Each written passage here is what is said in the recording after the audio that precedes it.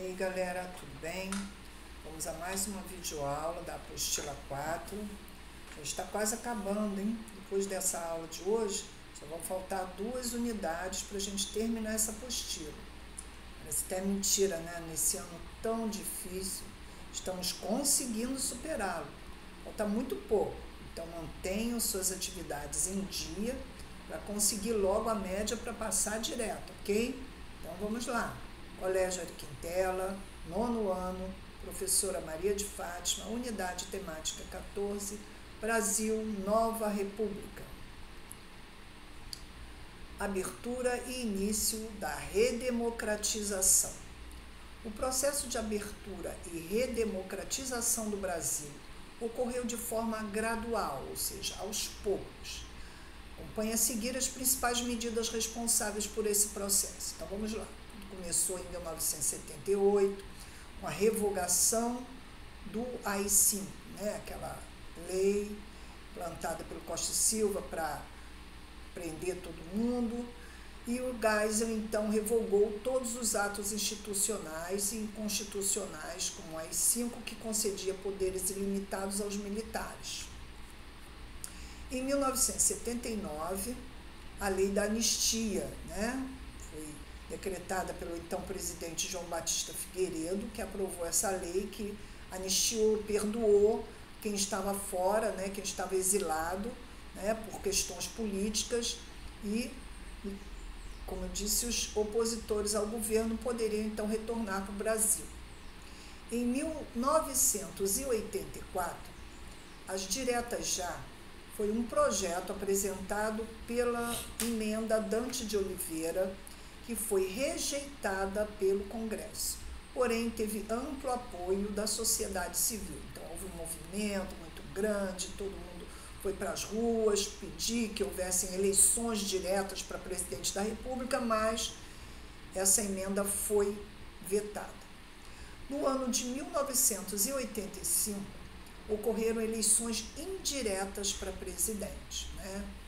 Apenas os parlamentares votaram e elegeram então um civil, Tancredo Neves, que faleceu antes mesmo de assumir o cargo.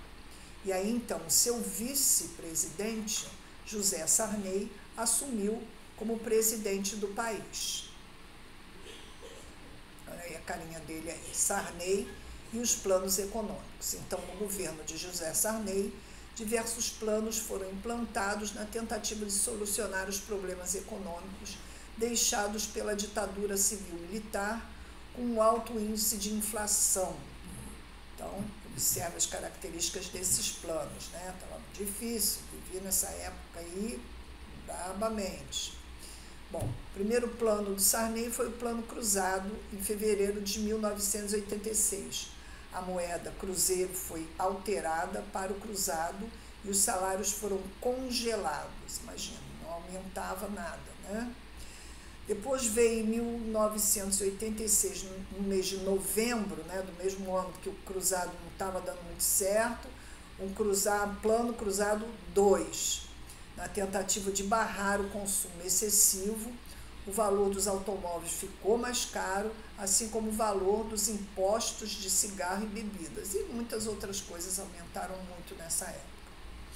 Em junho de 1987, outro plano econômico foi implantado, o Plano Bresser. Os preços e os salários foram congelados por mais 3 meses, mas a inflação continuou a aumentar.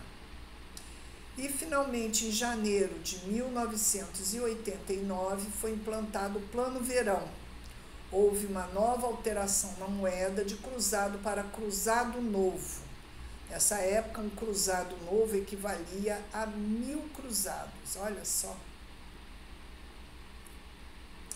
Bom, no ano de 1988 foi elaborada então uma nova Constituição para o Brasil. Além das constantes crises econômicas do governo de José Sarney, a promulgação de uma nova Constituição para o país foi alguma coisa muito importante, né? Que essa Constituição permanece até os dias de hoje.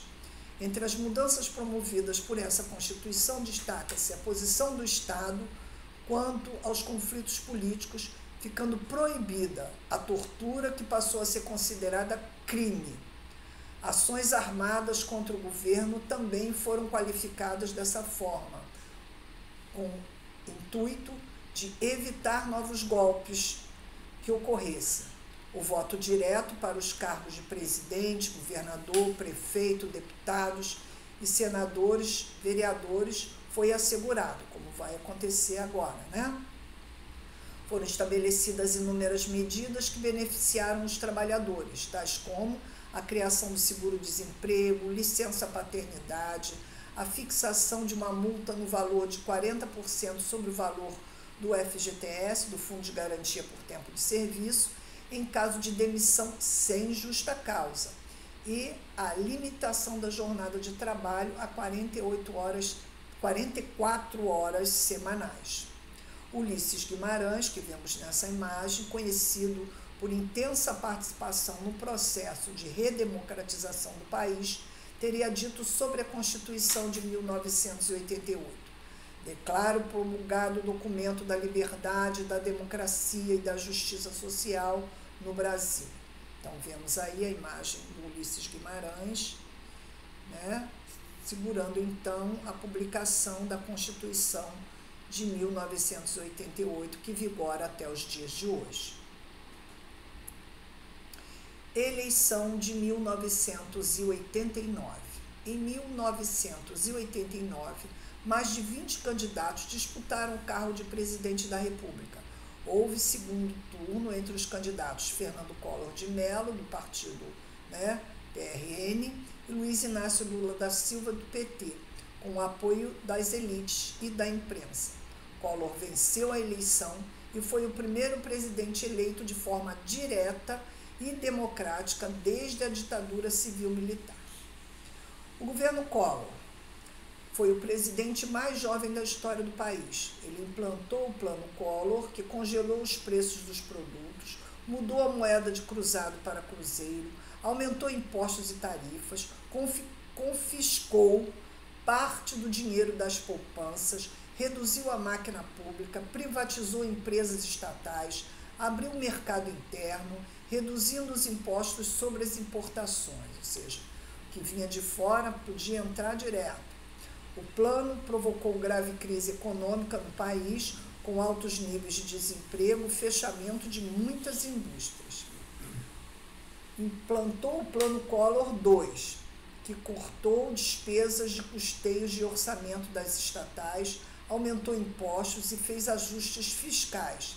Essas medidas não foram suficientes para conter a grave crise que assolava o Brasil. Imagina.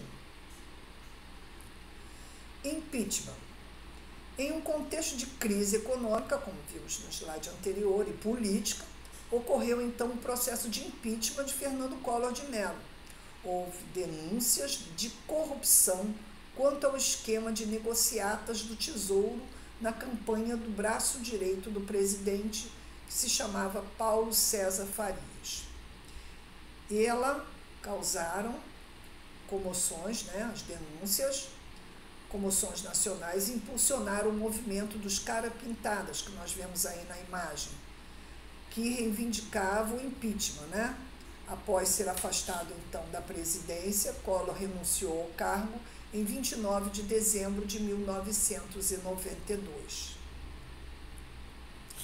Itamar Franco e o Plano Real. Então, com o afastamento de Fernando Collor de Mello da presidência da República, o seu vice, Itamar Franco, tomou posse em 1992 e adotou novas medidas governamentais. Em seu governo, Itamar Franco nomeou Fernando Henrique Cardoso como ministro da Fazenda e lançou em 1994 o Plano Real. Então, vamos ver de que se tratava o Plano Real. Da alteração da moeda de cruzeiro para real, que é a moeda que temos até os dias de hoje. A realização de medidas de contenção de gastos. A equiparação do real em relação ao dólar. Na época da implantação, R$1 valia $1. Hoje, bem diferente, né? Privatizações de empresas estatais e elevação das taxas de juros. diminuição da inflação e estabilização econômica. Em seu governo, Itamar Franco incentivou a fabricação de carros populares no Brasil. E em 1994, o Fusca, produzido pela Volkswagen, foi relançado, mas as suas vendas não foram expressivas. Então, nessa imagem que nós vemos aí, o Itamar Franco está relançando o Fusca. Fernando Henrique Cardoso, privatizações e crise econômica. Então, como ele ficou famoso lá pelo Plano Real, ele acabou sendo eleito, então, presidente da República.